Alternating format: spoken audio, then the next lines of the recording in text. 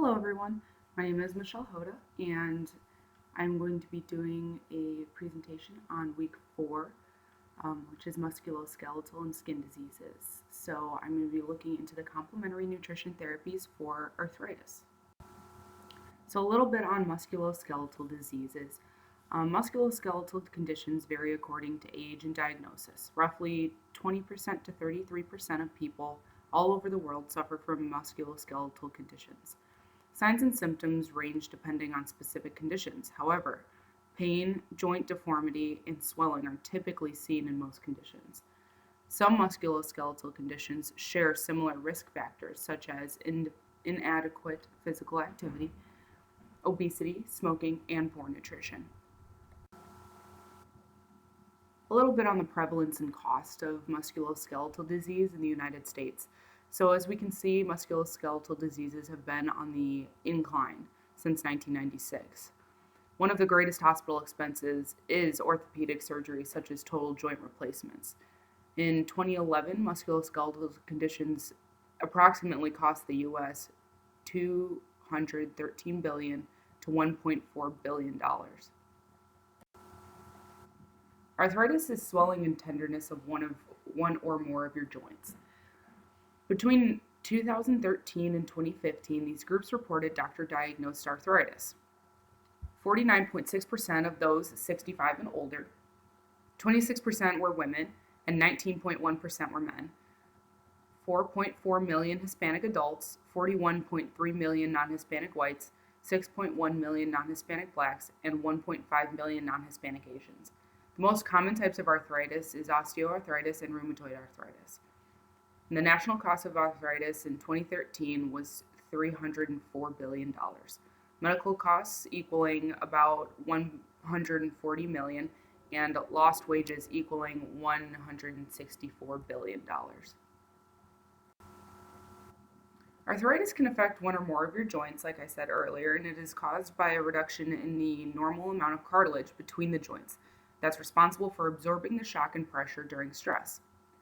Symptoms include joint pain, stiffness, swelling, decreased range of motion, skin redness around the joint, and fatigue.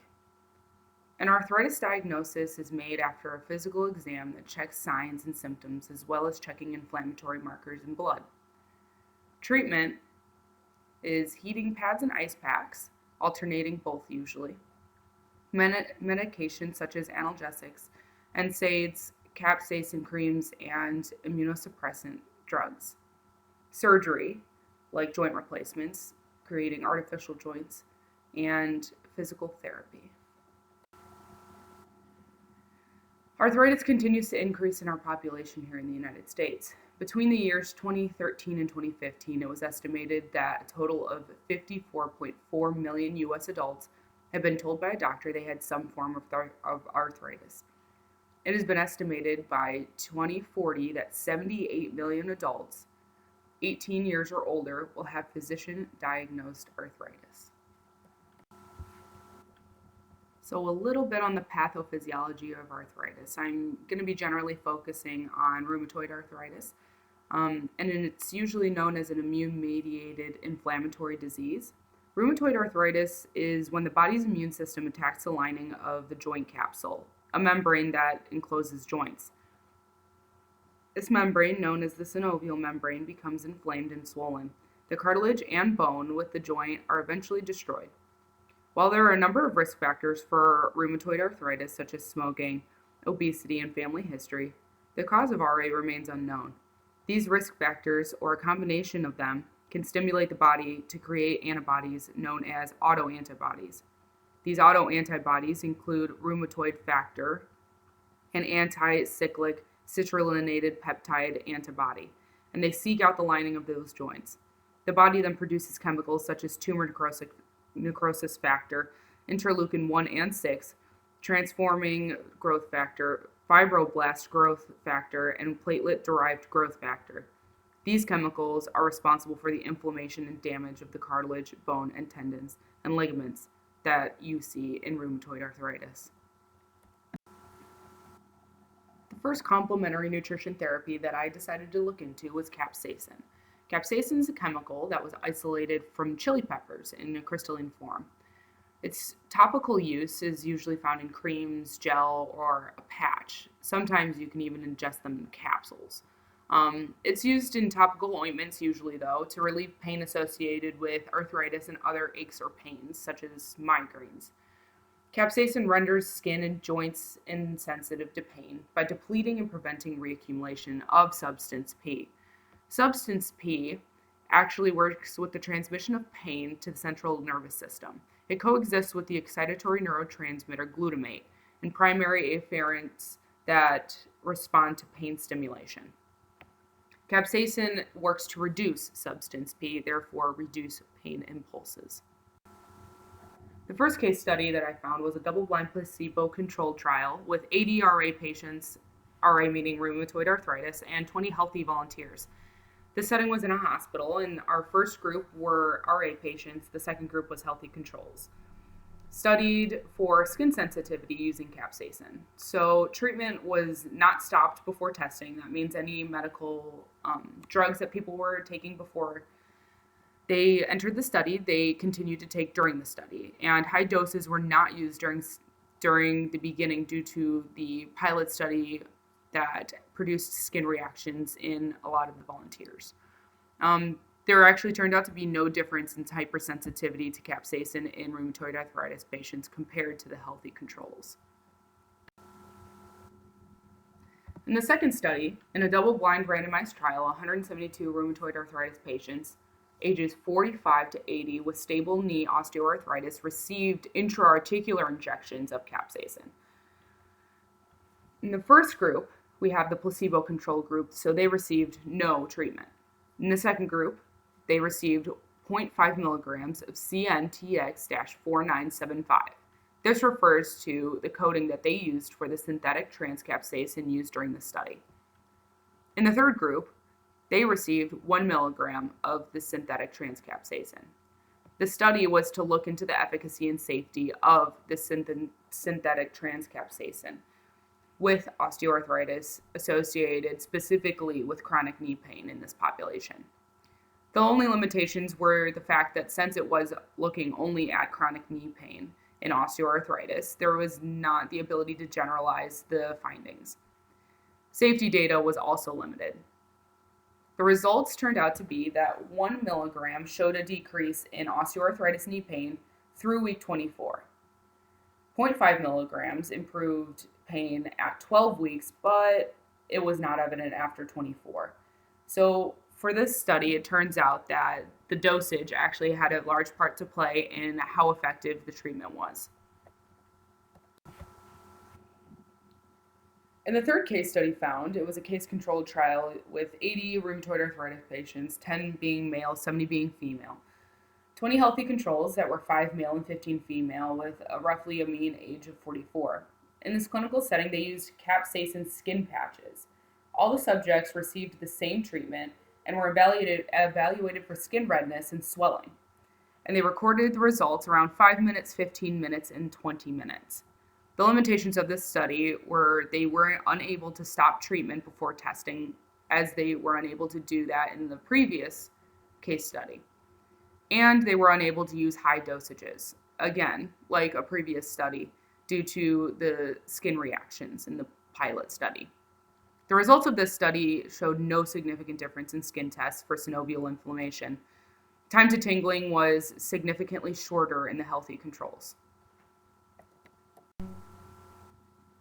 Overall, capsaicin has potential benefits for those suffering with arthritis. Research found some benefit in pain reduction for patients living with arthritis. However, side effects such as burning and redness were found in most of these studies. Turns out that about 60% of people in studies turn out to have some type of side effect, such as burning or redness. All in all, it is important to weigh the benefits with the side effects when considering capsaicin for treatment with osteoarthritis. The second complementary nutrition therapy I'm sure we all know about is fish oil. Fish oil is generally sold in gel capsules. Fish oil contains two types of omega-3 fatty acids, DHA and EPA. EPA and DHA content has been studied for rheumatoid arthritis and other inflammatory conditions. The omega-3 fatty acids in fish oil reduce inflammation associated with arthritis. Omega-3s convert into compounds called resolvins that are responsible for stopping the progression of an immune response that causes inflammation that leads to permanent tissue damage. In the first case study, it was a double-blind randomized trial using 60 female patients with a mean age of 63, a duration of the disease for at least 12 to 180 months, and the same anti-rheumatic therapy. 12 months meaning that they had to have a physician-diagnosed case of arthritis for at least 1 year before participating in this study. This was in a rheumatology department clinical center. The first group had 5 omega-3 cardio gel capsules, and the second group had 2 omega-3 cardio gel capsules, and the third group had nothing, and it was the control. The limitations of the study were that the fact that there was no blinded placebo-controlled group within this study.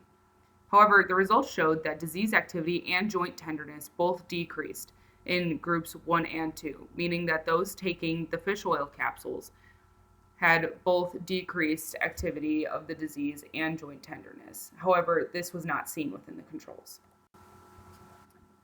In the second case study, which was a parallel randomized controlled trial, there were 43 participants, 34 of them were female and 9 being male, with a mean age of 49.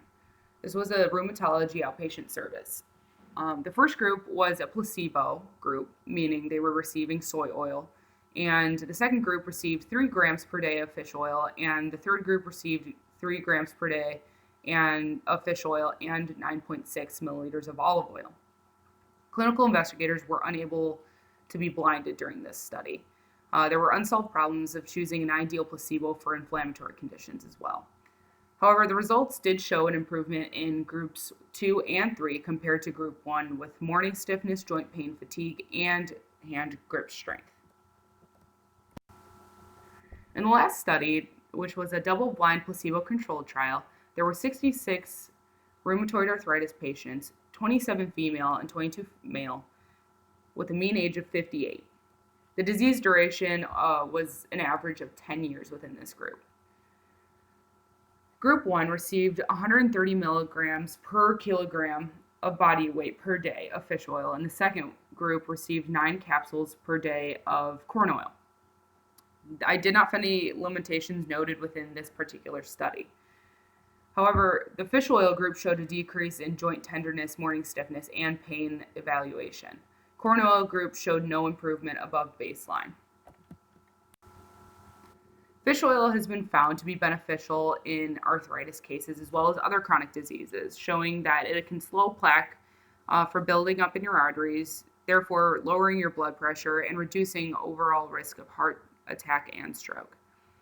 The side effects were less common with fish oil supplements. However, there were some complaints of belching, bad taste, and heartburn. Studies showed a decrease in pain, stiffness, and joint swelling in almost all studies found. If considering capsaicin for arthritis, you can do so, but consider a low dosage to prevent the redness and excessive skin irritation found in most of these studies. Use capsules if you're using capsules that contain 2 to 6 milligrams per day. If using a cream, it's recommended that you apply using gloves and wait about 4 hours between applications. This can cause burning sensation and many side effects with the digestive tract, including acid reflux and heartburn. It also may increase your body temperature. Fish oil remains safe and effective to reduce inflammation in arthritis patients. Consume about 1,000 to 2,000 milligrams, approximately 300 milligrams of combined EPA and DHA of fish oil for optimal benefits. Do not exceed 300 milligrams. High doses can reduce blood clotting and decrease immune function. Less severe side effects are belching, heartburn, and nausea and rash, which were seen in some of the case studies today, but were less common than the side effects during the capsaicin case studies. Some other therapies that can be considered would be turmeric. Curcumin is the chemical in turmeric that reduces joint pain by blocking inflammatory cytokines. Avocado soybean blocks pro-inflammatory chemicals and prevents the deterioration of the synovial cells living in the joints. Cat's claw is known to inhibit tumor necrosis factor, and it also claims to boost the immune system. Ginger, it has properties similar to ibuprofen and reduces inflammatory reactions in the body. This is the end of the presentation, and as always, remember to consult a physician before considering any complementary therapies to treat any type of chronic disease.